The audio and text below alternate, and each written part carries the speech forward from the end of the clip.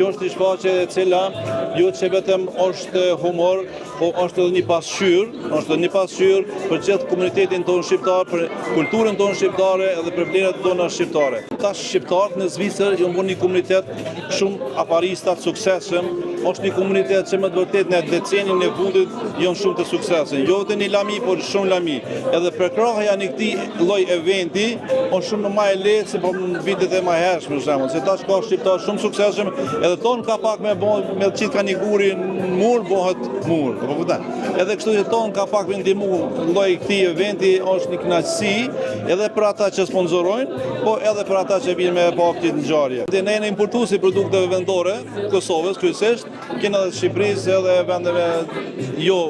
Ballkanit, po vendeve tjera, kështu që kena produkte afër 400 produkte nga regioni i Kosovës, pothuajse se të gjitha kompanitë që janë më të suksesshme dhe prodhimet e tyre janë që i përmbushin kërkesat e të rregullt zviceran, në ato produkte i kena në strira në krejt territorin e Zvicrës. Edhe kështu që edhe sonte disa produkte tona të Kosovës do t'i shijojmë në këtë vend, kështu që produkti ka të mjaftueshme edhe çka është më rëndësi se çdo